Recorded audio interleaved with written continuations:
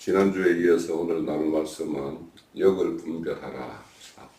요한일서 4장 1절의 말씀에 근거해가지고 세상에는 많은 악한 영들이 이렇게 출현해가지고 할 수만 있으면 믿는 자들을 미혹하려고 하는 그런 미혹의 영들의 역사가 아주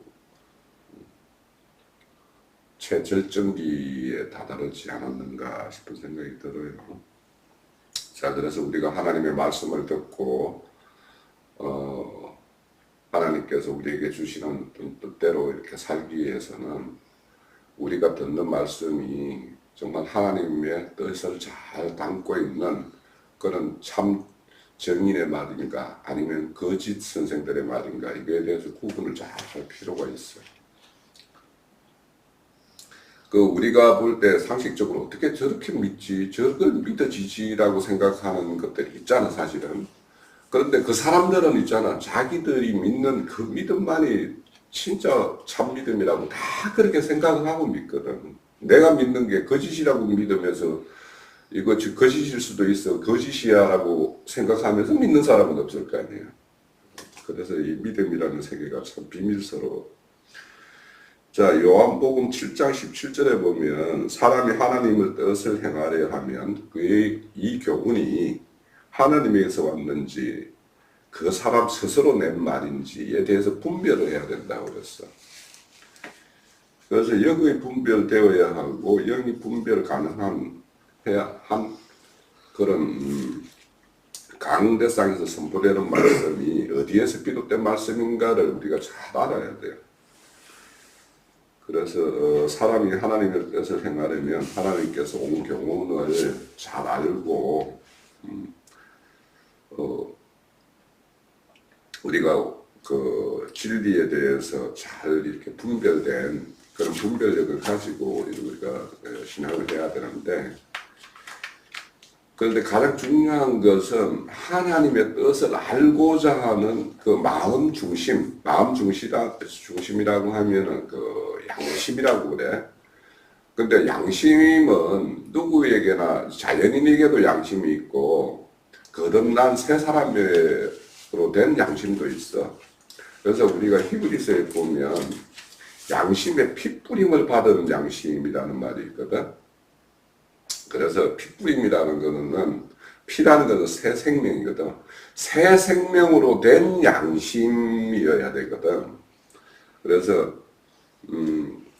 핏뿌림을 받아야지만이 악한 양심이 하나님을 쫓는 선한 양심으로 이렇게 변화가 되거든. 그래야지만이 그런 양심이여 자에게는 하나님에 대해서 알고자 하는 이런 마음의 뜻이 자연스럽게 일어나. 그래서 우리가 생각을 마음의 창이라고 그래. 그러니까 생각을 통해서 마음으로 이렇게 뭔가 이것을 내가 받아들일 것인가 말 것인가 하는 것이 그 생각이라는 창을 통해서 창을 열면은 받아들여지는 것이고 창을 닫아버리면 누가 어떤 말을 하더라도 그것을 받아들이지 않게 되거든. 그래서 우리가 그 마지막에 보면 이제 그 베레아 사람들 같은 경우에는 신사적이어서 마음이 너그럽다고 그랬어. 그러니까 누군가가 말을 하면 일단은 받아들이고는 이 말이 참 사실인가 아닌가를 이렇게 말씀을 두고 상고한다라고 그랬어. 그러니까 생각이라는 것은 어떤 말이 들어오면 일단은 그 말에 대해서 수용한다라는 자세가 필요해.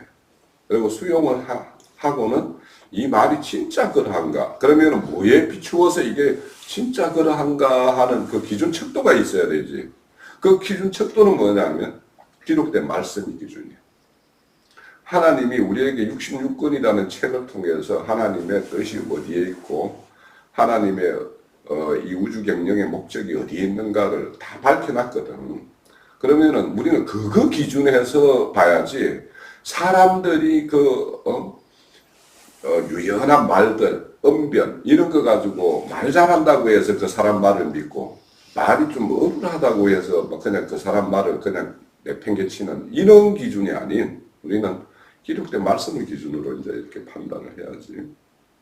그래서 우리 영적 분별력은 항상 표준이 진리의 말씀이다. 그래서 우리가 어떤 미혹이 오더라도 우리가 진리의 말씀이 장비 딱 되어 있으면 거기에다 딱 비춰보면 저거는 말씀, 기록된 말씀하고는 전혀 상관없는 말이네 라고 판단이 되어지면 그 부분은 생각을 닫아버리면 되는 것이고, 그래서 그런 것들을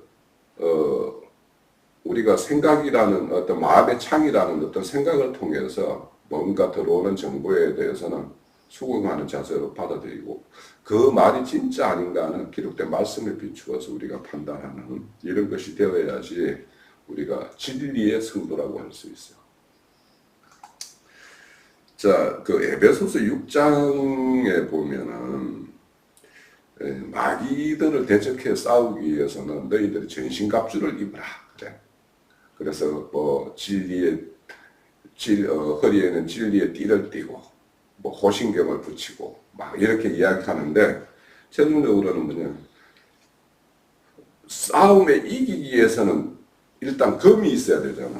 다른 거는 뭐 투군이 막 이런 것들, 호신경이니 이런 것들은 뭔가 마음을 담대하게 하기 위해서 거기 상대를 맞서서 이렇게 딱 물러서지 않는 어떤 그런 담대함을 가지기 위해서 필요한 것들이 있는가 하면, 또 상대의 공격을 방어하기 위해서 방어 무기가 있지.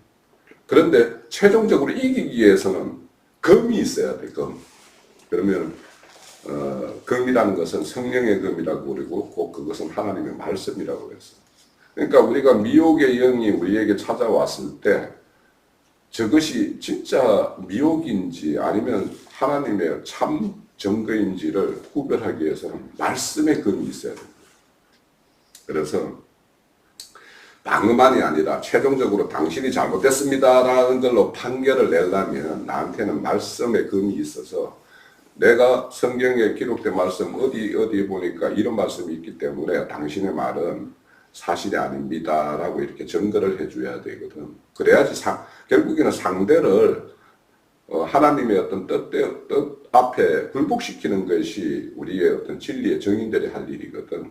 그러면 그들을 굴복시키기 위해서는 굴복할 수밖에 없는 명백한 사실을 딱 그 사람에게 제시해 줘야 되거든. 그게 이제 하나님 말씀이라는 거지.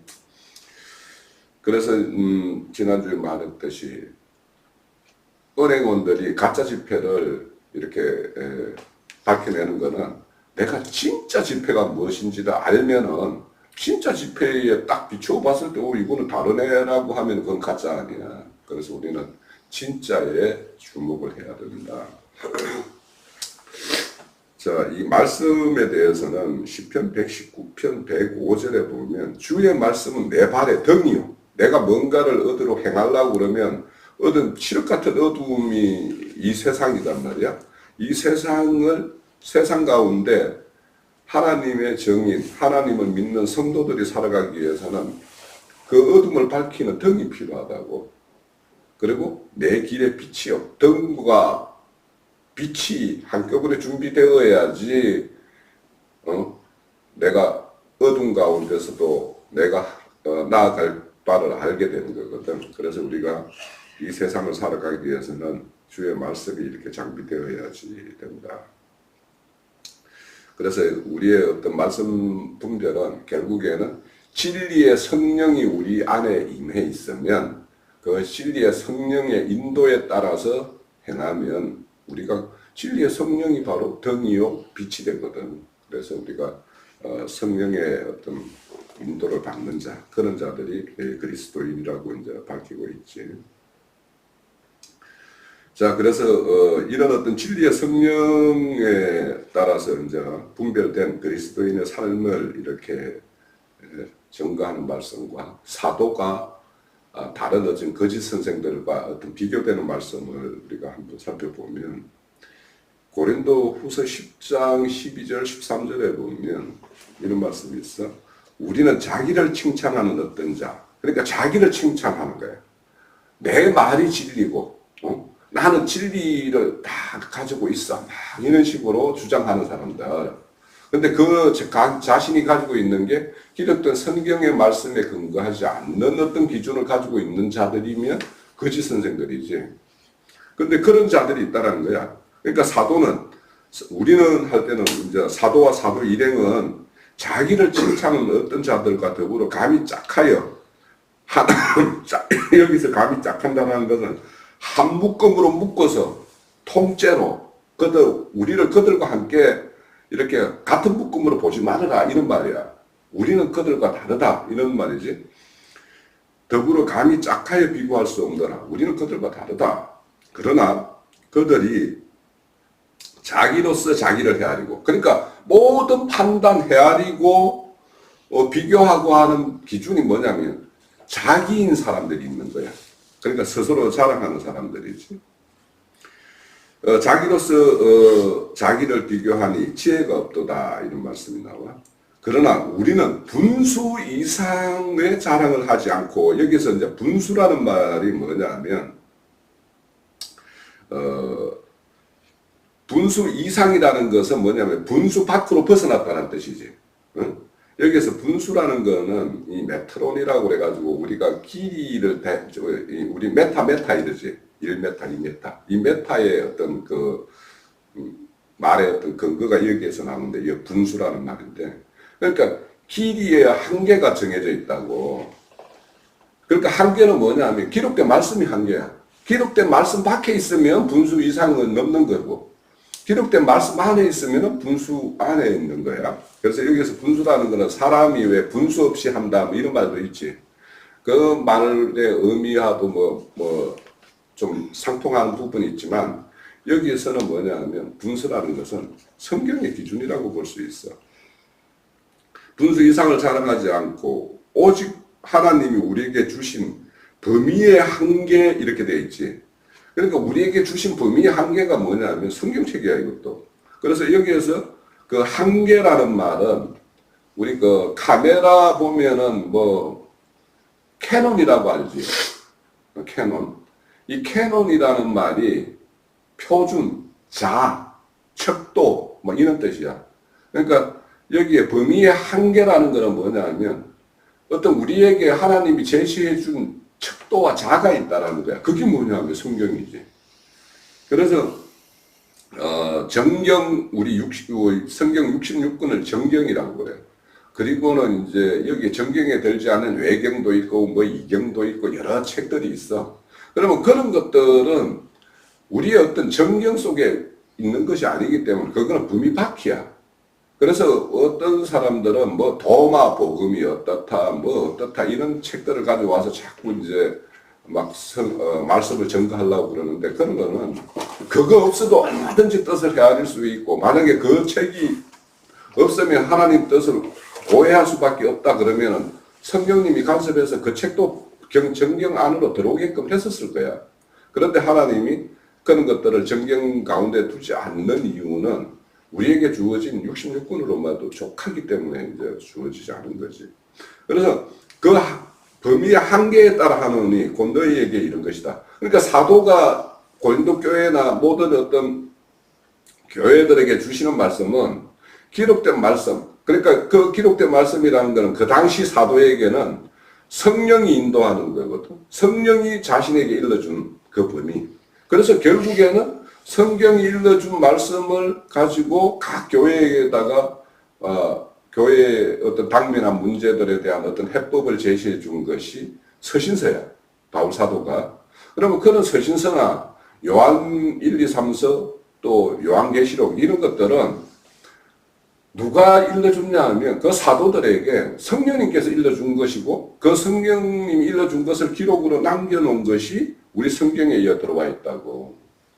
그러면 우리는 지금 현재 그런 사도들을 통해서 우리에게 주신 성령의 말씀까지, 그러니까 여호와 하나님, 인자 예수님, 성령 하나님께서 이 우리에게 주신 그 말씀들, 이 말씀들을 기준으로 항상 우리는 바라보고 그 기준 내에 벗어나는 것이면 그거는 분수에 지나는 어떤 일이기 때문에 우리는 늘 그런 어떤 기준을 가지고 이렇게 바라봐야 된다 하는 것이 고린도 교회에 대해서 이렇게 사도가 권면해 주신 말씀이야.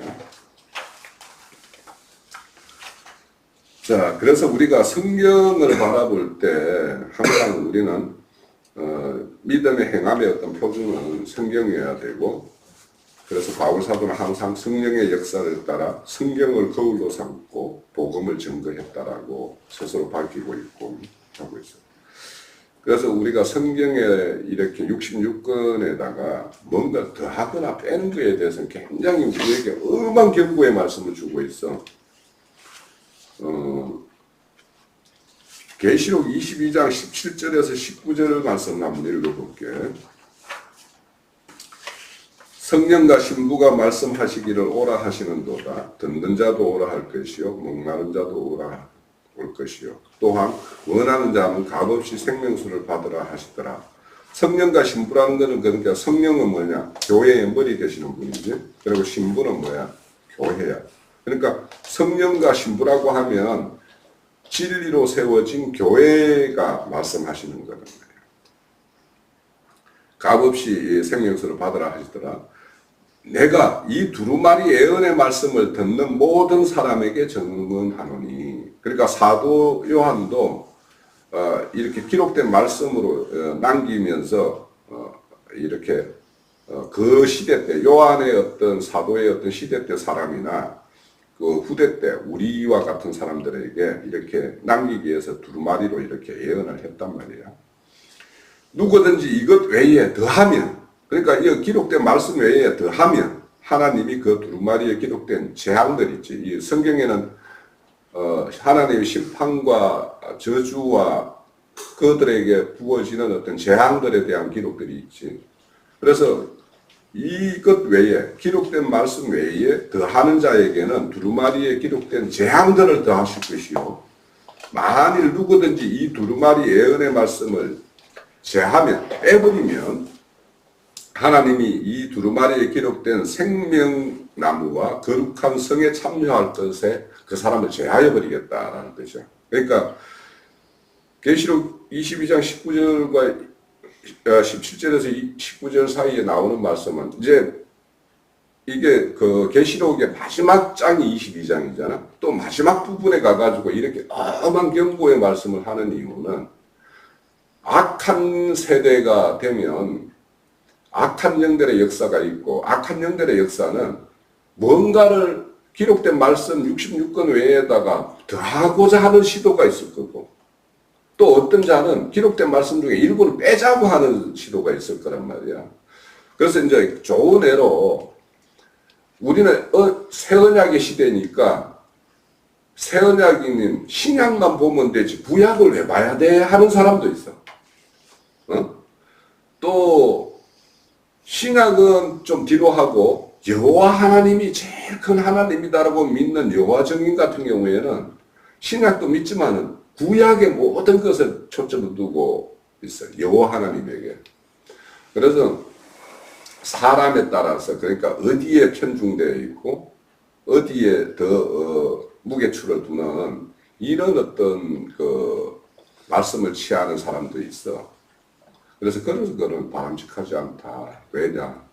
구약이라는 거는 우리에게 그림자와 모형으로 우리가 제시되었기 때문에 구약을 봐야지 하나님의 뜻을 더, 우리는 신약의 어떤 말씀 시대를 살고 있지만 신약의 어떤 성령의 말씀을 이해하려면 구약의 모형과 그림자로 준 그 말씀을 봤을 때 더 명쾌하게 알 수가 있어.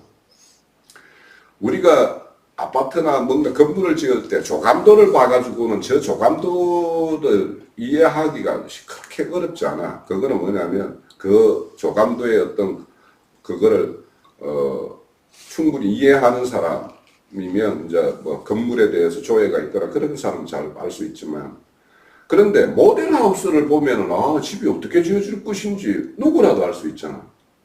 그래서 어째 보면 구약이라는 거는 우리가 이렇게 아파트를 지을 때 모델하우스와 같이 우리에게 이런 집을 짓는 것이 하나님의 뜻이야 라고 제시한 것이 구약이라면, 그 모델하우스를 보고 그것이 실제 지어지는 어떤 신약의 말씀을 딱 봤을 때, 아, 이게 구약에서 이 우리에게 보여줬던 이것이 신약에 와가지고 이렇게 실현되었구나라는 걸 알 수가 있거든.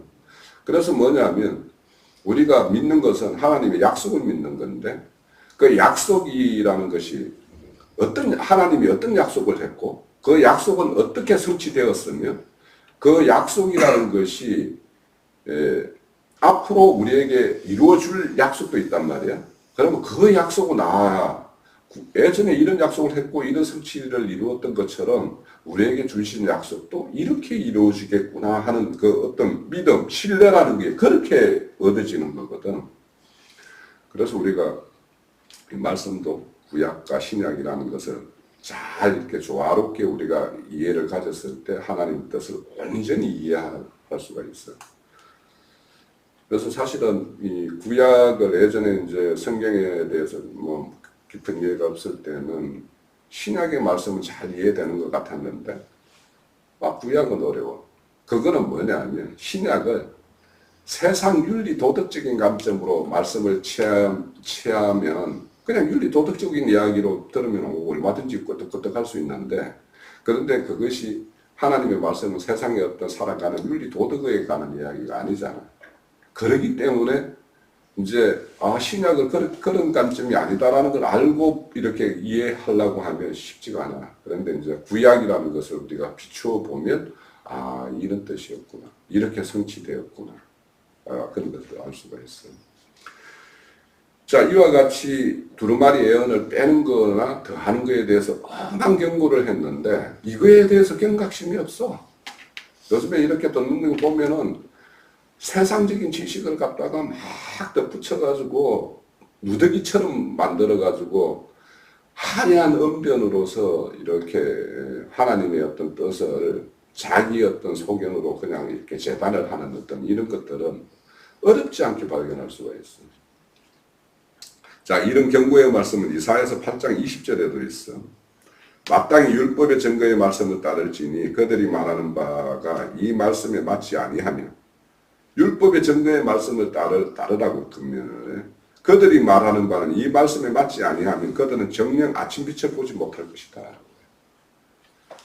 자, 그래서 이 기록된 말씀에 따라서 우리는 모든 기준 척도는 항상 성경이어야 되고, 성경은 캐논, 즉 척도다 라고 우리는 의식을 아주 강하게 이렇게 새겨야 돼. 자, 성경을 바르게 분별하는 것은 진리 지식이 있어야 되고, 그래서 그 진리 지식에 따라서 목회하는 사람이나 정인들은 그 오직 성경을 기준으로 해서 증거를 해줘야 되는데, 이 종교개혁 시대 때 이제 우리가 그 예배당에 가면은 강대상이 좀 높은 데 이렇게 설치되어 있지. 높은 데에서 이제 거기 가서 이제 말씀이 선포돼. 그러면 그렇게 강대상을 높이 한 거는 이유가 있어.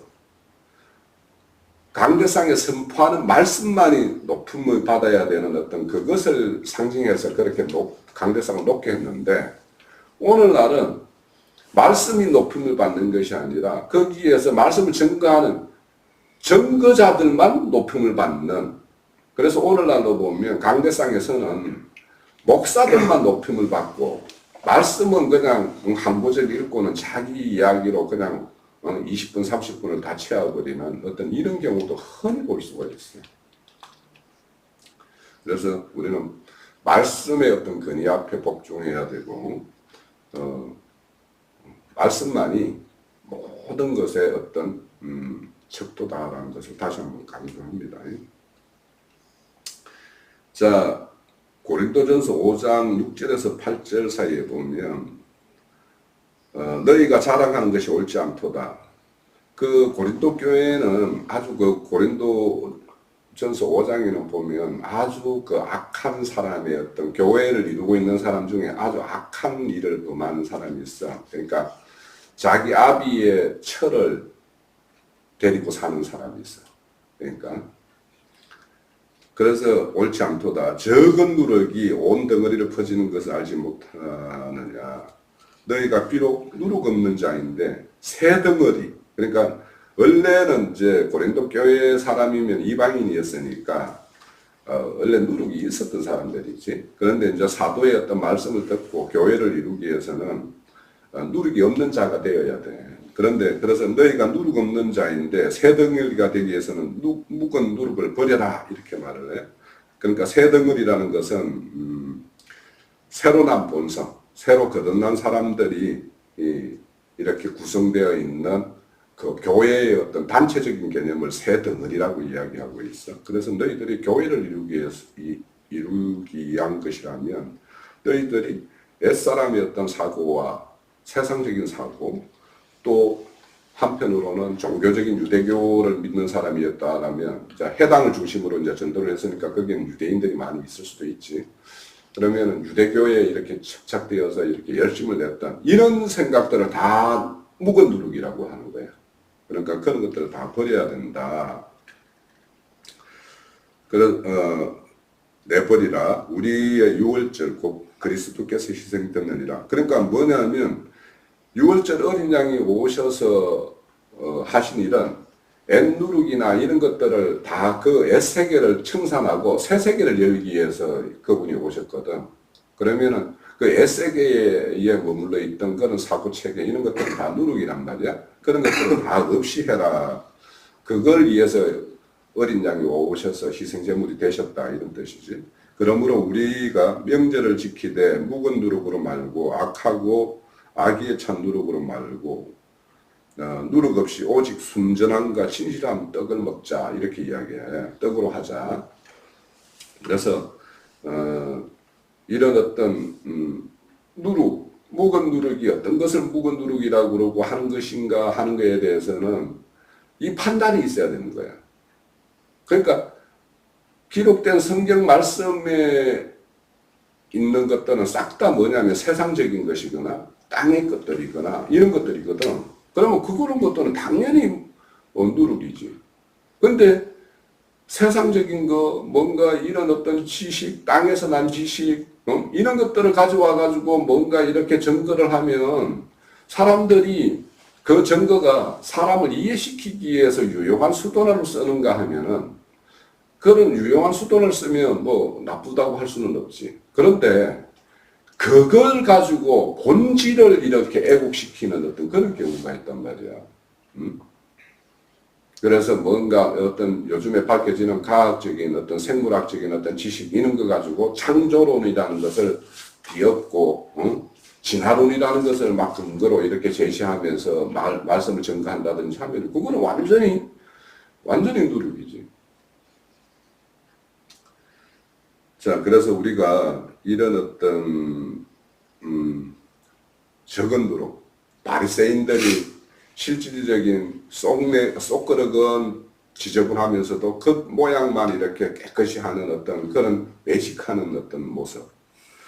또 사두개인의 누룩이라고 이제 저 마태복음에 보면 바리새인의 누룩과 사두개인의 누룩이란 말이 나오는데 그 사두개인은 현세주의자야. 그냥 그 사람들은 내세가 없는 신앙이라고 할 수도 없는 어떤 그런 것을 가지고 있는 것이 사두개인들이야.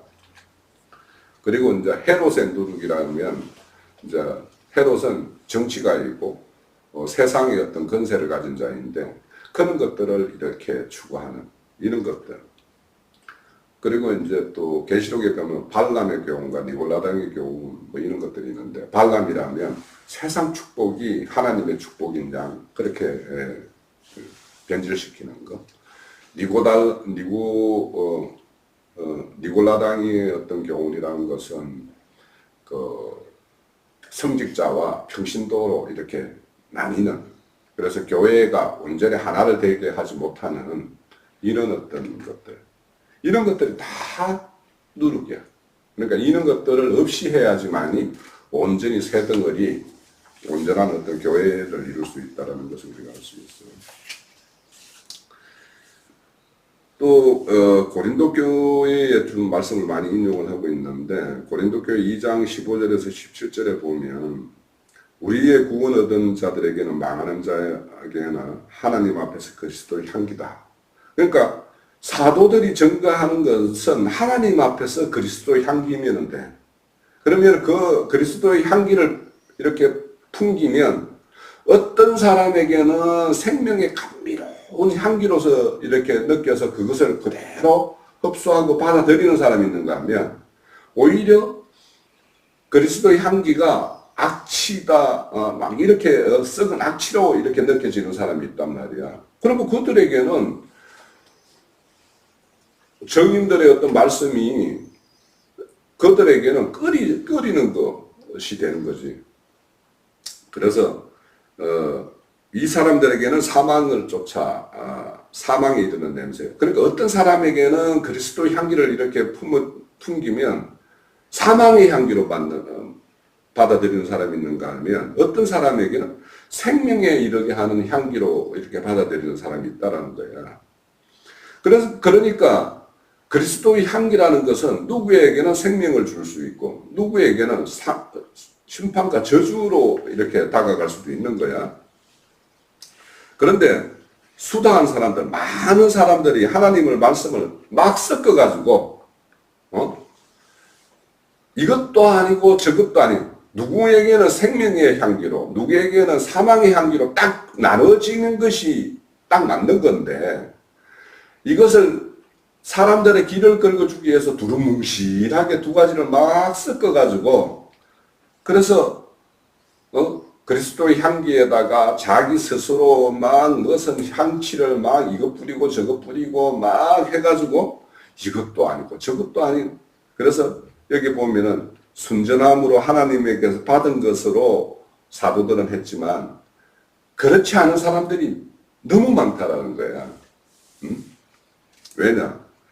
사람들 사망의 향기 그러니까 증거된 말씀을 했을 때 이것을 끓이는 사람 그 사람들도 그 사람들의 어떤 마음도 사기 위해서 거기에다가 그 사람들이 듣기를 좋아하는 말들을 이렇게 막 첨언해서 하게 되면 사망의 향기도 아니고 생명의 향기도 아닌 이것도 저것도 아닌 그런 향기를 뿜는 어떤 이런 일들을 많이 한다는 거예요. 그래서 여기에서 수다한 사람들이라는 것은 다른 데에서는 다른 성경에서는 말씀을 팔아서 먹고 사는 장사꾼이라고 이야기하고 있어. 그래서 장사꾼들은 말씀을 혼잡하게 해서 하나님의 어떤 순전한 뜻들이 변질되게 해서 이렇게 증거하는 사람들이 많다 이렇게 말씀을 하고 있어. 자, 그래서 우리가 누룩 없는 뜻으로 하기 위해서 섞인 뭔가 누룩이 섞인 그런 어떤 떡으로 아닌 순전한 떡으로 하기 위해서는 우리는 성령의 인도함을 받아야 돼. 그래서 우리가 성령의 인도함을 받는 그들에게 일어나는 말씀에 대해서 이제 좀 볼게. 요한일서 2장 20절에서 21절에 보면 너희는 거룩하신 자에게 기름 부음을 받고 모든 것을 아느니라 이렇게 되어 있어. 그러니까 기름 부음이라는 것은 진리의 성령의 임재가 일어난 사람들에게는 모든 것을 안다 그래. 그러니까 너희들도 내가 성경에 대해서 알고 싶은 뭔가 궁금한 것이 있어. 저게 무슨 뜻이지? 라는 것이 있으면 그거 내 안에 진리의 성령이 있으면 진리의 성령이 멀지 않은 시간에 그 뜻은 이런 뜻이야 라고 딱 알려줘. 이거는 각자가 경험을 해보면 알아. 뭔가 말씀의 뜻이 궁금한데 저 뜻이 뭐지? 이렇게 마음에 이렇게 일어나면 그것을 마음에 생각을 하고 마음에 담고 있으면 계속 생각을 하게 되잖아. 그지? 그러면 그 말씀의 뜻이 무엇인지를 뭔가 자연 현상이나 이런 것을 통해서 알게 하든지 어떤 사람의 어떤 입술을 통해서 그냥 툭 던지는 말을 듣고 그냥 깨닫든지 그렇게 깨닫는 경험들을 많이 하게 돼. 그래서 성령의 기름 부음을 받고 모든 것을 안다. 그러니까 뭔가 궁금하면 다 알게 된다는 뜻이야. 내가 너희에게 쓰는 것은 너희가 진리를 알지 못하기 때문이 아니라 알기 때문에 이런 편지를 쓴다라고 말해.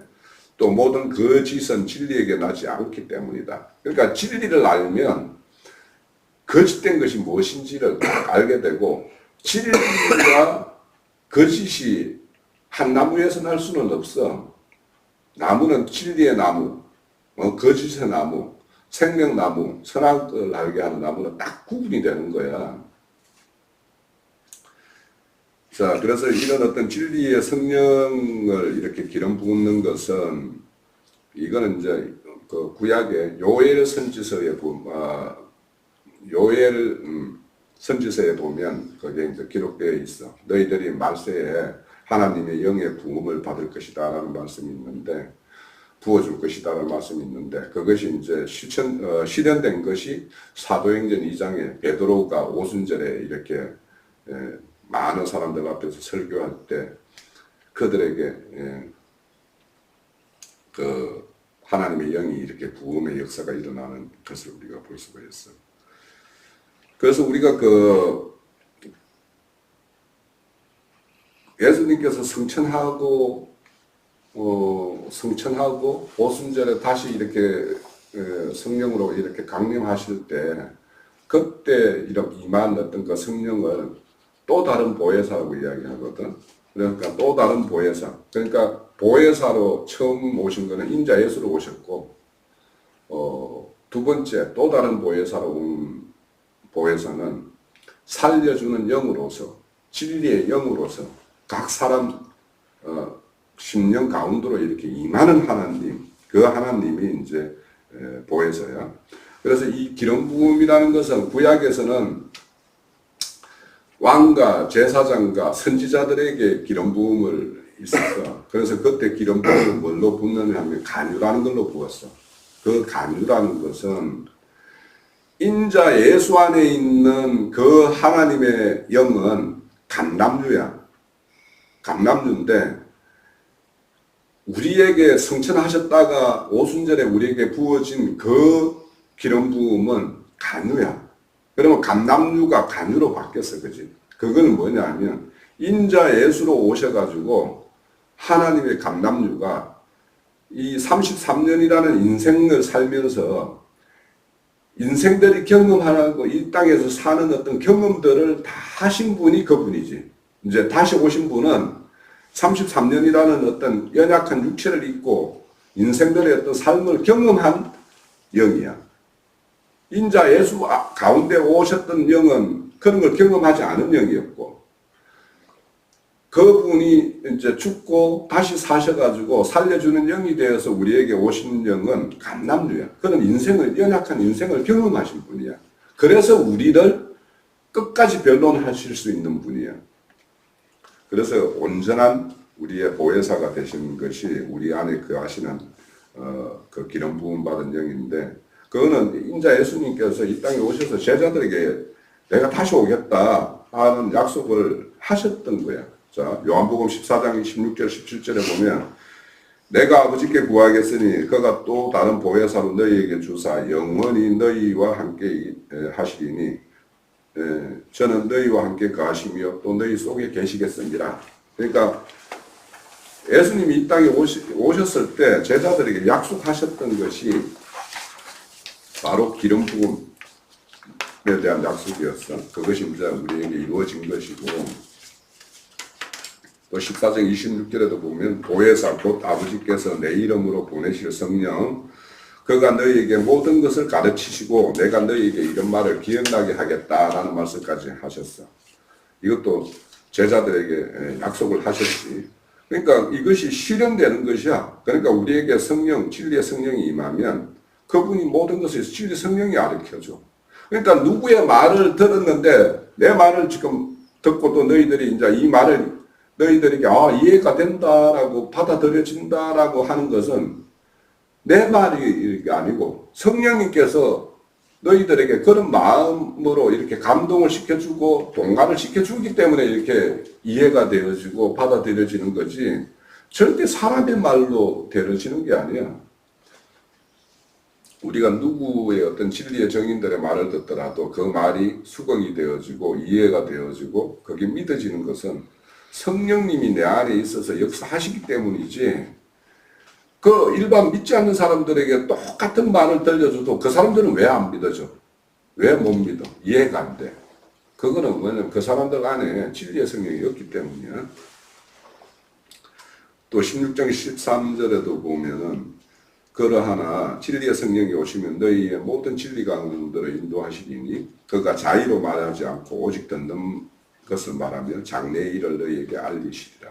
그러니까 진리의 성령이 오시면 어떤 사람이 말을 듣더라도 말을 듣는 말에 대해서 판단을 하게 하고 또 앞으로 되어질 일에 대해서도 그 성령님께서 일러주신다는 것이, 자, 이렇게 하나님의 어떤 뜻을 헤아리는 데에는 기름 부음이 있어야 된다는 거야.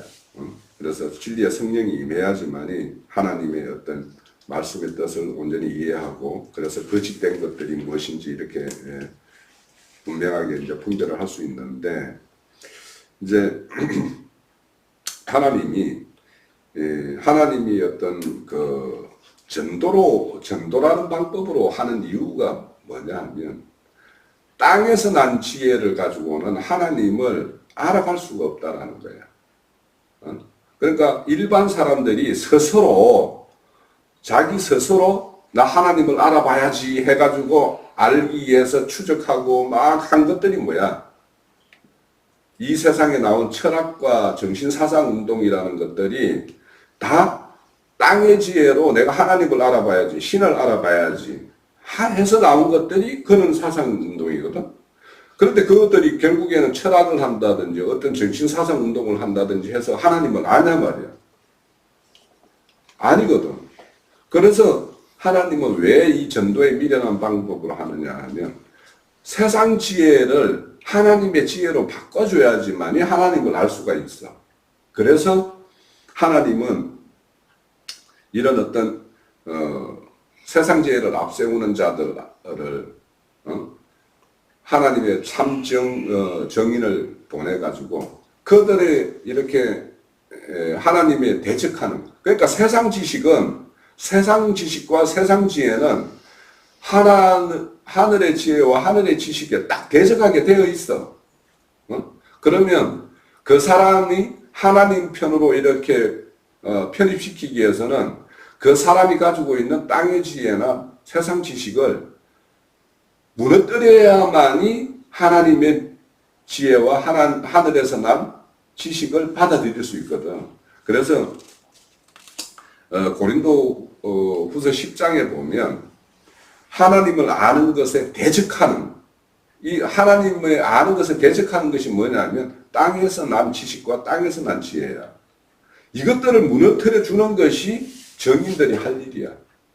그래서 우리의 어떤 싸움이라는 것은 우리는 말에 있지 않고 하나님의 능력에 의해서 되어지는 일인데, 그 하나님의 능력에 의해서만이 그 하나님을 진정 알고자 하는 것에 대적된 세상 지식과 땅의 지혜를 무너뜨릴 수가 있어. 우리 인간의 지혜와 지식으로는 무너뜨릴 수가 없어. 하나님의 지혜와 지식으로만, 하나님의 능력으로만 이걸 무너뜨릴 수가 있어. 그래서 그것이 우리 하나님과 합평케 하는 직임을 받은 자들이 해야 될 일은 땅의 지혜와 땅의 지식들을 하늘의 지혜와 하늘의 지식으로 무너뜨려 주는 것이 진리의 정인들이 할 일이다라는 것을 우리가 또 다시 알 수가 있지. 자, 그런데 고린도 후서 11장 1절에서 4절에 보면 사도의 하는 일과 거짓 선생들이 하는 일이 대별되는 말씀이 있어. 원하건대 너희는 나의 좀 어리석은 것을 용납하라. 청하건대 나를 용납하라. 사도들이 증거하는 말은 순전한 말이기 때문에 말이 화려하고 미려하지 않아. 좀 어눌할 수도 있어. 그러니까 우리가 말을 들을 때는 저 사람이 말을 막 잘한다 이거보다는 저 사람이 하는 말이 좀 어눌하지만 진심이고 진리의 정근가 이거에 대해서 우리가 판단을 해야 되는데, 사도 바울은 말이 좀 어눌했던 것 같아. 그래서 나의 좀 어리석고 한 것을 용납하라. 내가 하나님의 열심으로 너희를 위하여 열심을 내노니, 그러니까 사도가 열심을 내는 것은 내가 너희를 정결한 처녀로 한 남편인 그리스도께 중매하는 것이 사도의 일이라는 거야. 그러니까 사도는 그리스도 앞으로 인도하는 일이 그들의 일인데, 그런데 반대로 그러나 나는 뱀의 그 관계로 하와를 미혹한 것 같이 너희 마음이 그리스도를 향하는 진실함과 깨끗함에서 떠나 부패할까 두려워한다. 그러니까 누군가가 와서 뱀이 하와를 미혹해서 하나님과 이렇게 단절되게 했던 것처럼 그렇게 하는 자들의 활동이 있다라는 거야. 그래서 사전에 보면 만일 누가 와서 우리가 전파하지 않은 다른 예수를 전파한다라는 거야. 혹은 너희가 받지 않은 다른 영을 받게 하거나 혹은 너희가 받지 아니하는 다른 복음을 받게 하는 일에 너희들이 잘도 용납한다 이런 말이 있어. 이렇게 잘도 용납한다라는 것은 결국에는 뭐야? 영분별이 없으니까 이 말도 옳고 저 말도 옳고 막 이렇게 받아들인다는 거지. 근데 정확하게 예수님은 어떤 예수님이고 어떤 진리의 영이고 또 어떤 생명의 영이고 어떤 은혜의 영이고 이런 어떤 영에 대한 분별과 복음 하나님의 어떤 우리에게 전해주는 기쁜 소식이라는 것이 무엇인가? 이 기쁜 소식은 우리가 세상 죄로부터 우리를 해방시킨 것과 율법 종교적인 그런 종교적 행습으로부터 우리를 해방시킨 것과 세상의 어떤 건세로부터 우리를 해방시킨 것과 이런 것들이 우리의 참 복음이거든. 그래서 이렇게 사도가 하는 일은 그리스도 앞으로 정확하게 신부로서 단장해서 중매하는 일이 사도의 일이라면 다른 예수, 다른 영, 다른 복음을 전거해서 하나님으로부터 완전히 멀어지게 하는 이런 것들에 대한 분명한 이해가 있어야 되는데 그런데 사람들이 세상의 어떤 풍부한 지식 이런 것들을 가와가지고 자기의 어떤 소견을 이렇게 피력했을 때 그런 말들을 오히려 들을 만한 말이다 이렇게 이해하는 사람들이 너무 많다는 거야.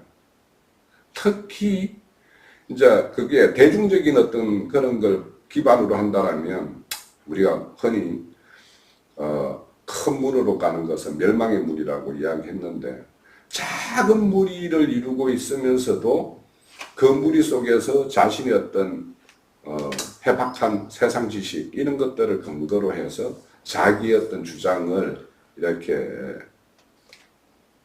세워가는 어떤 그런 모습들을 볼 수가 있어. 왜냐하면 작은 무리에서는 그 사람의 어떤 논리에 대해서 반박하는 사람이 없잖아. 또 그런 사람들이 그 어떤 작은 무리에서 영향력이 커. 그러다 보니까 그런 거에서 이렇게 불복하는 것들을 이렇게 많이 보는데 그래서 우리는 이렇게 혼합한 지식, 혼잡한 어떤 복음 이런 거에 대해서 우리는 뚜렷하게 이렇게 구분할 수가 있어야 되겠다. 그렇게 사람의 말과 사람의 지혜, 그런 것들에 갖다가 막 이렇게 동원해서 오늘날은 교회에 예배드리는 모습을 보면은 거의 세상과 비견되는 그 정도로 이렇게 혼잡한 어떤 모습들을 우리는 어렵지 않게 볼 수가 있어. 자, 고린도전서 2장 1절에서 5절에 보면 형제들아 내가 너희에게 나아가 하나님의 증거를 전할 때 말과 지혜의 아름다운 것으로 아니하였나니. 그러니까 나의 유식한 말이나 나의 어떤 지혜를 가지고 하나님의 심오한 뭔가 어떤 세계를 막 이렇게 본양 막 이렇게 하지 않았다 이거야. 순전한 말로 했다 이거지. 내가 너희 중에 예수 그리스도와 그의 십자가에 못 박힌 것 외에는 아무것도 알지 않기를 작정하였습니다. 내가 너희 가운데 가할 때에 약하고 두려워하여 심히 떨었노라. 내 말과 내 전도함이 지혜로 권하는 말로 하지 않고 그러니까 인간의 어떤 지혜로 이렇게 하지 않고 오히려 성령의 나타남과 능력으로 이렇게 너희들에게 증거를 했다는 거예요. 그러니까 성령의 나타남과 능력이 이렇게 드러나는 것은 화려한 말로 인간의 말로 막 이렇게 할 때 나타나는 것이 아니고 그냥 툭툭 던지는 어떤 말인데 그냥 어떤 사람의 어떤 심중에 이렇게 탁 이렇게 꼽히는 말들이 이렇게 주어질 수가 있지. 그래서 설교할 때 지혜롭게 설득력 있던 화려한 언변으로 자기는 하지 않았다. 너희의 믿음이 사람의 지혜에 있지 아니하고 다만 하나님의 능력에 있게 하려 합니다.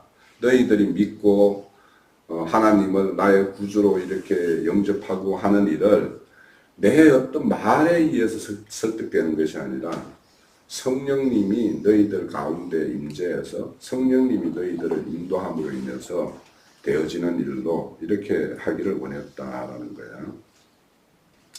자, 그래서 우리가 지금 이렇게 쭉 보면 이제 뭐 마무리를 하려고 그러는데, 그래서 영의 분별이라는 것은 인간의 어떤 지혜와 지식으로 하는 것이 아니고 성령님의 어떤 임재 가운데서 성령님의 인도에 따라서 감화 감동에 따라서 이게 설득되어지고 받아들여지고 수긍되어지고 하는 것들이기 때문에 우리가 그런 화려한 언변을 이렇게 가지고 강대상에 서는 사람은 오히려 경계의 눈으로 볼 필요가 있어.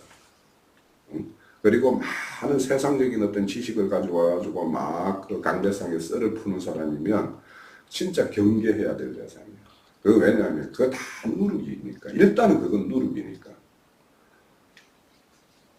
그런데 이제 우리가 알다시피 오순절에 떡을 두 덩이를 이렇게 만들 때는 누룩을 넣으라고 하는 말씀이 있어. 레위기 23장에 보면.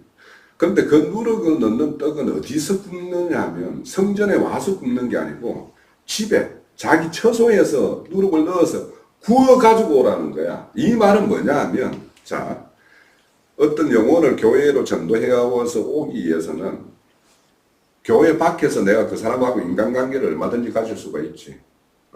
그럼 그 친구하고 나하고 소통을 하고 뭔가 이렇게 하나님을 증거하기 위해서는 개인적으로 그 밖에서 만났을 때는 뭐 여러 가지 어떤 그 사람이 좋아하는 것들을 같이 하면서도 할 수 있고, 또 서로의 어떤 공통분모를 가지고 있는 부분을 가지고 얼마든지 그런 어떤 관계를 가지고 이렇게 하면서 하나님의 증거를 듣고, 나도 교회 가봐야 되겠다 이렇게 왔다면은 그 다음부터는 그 누룩을 빼버려야 된다는 거지. 뭔 말인지 알겠어?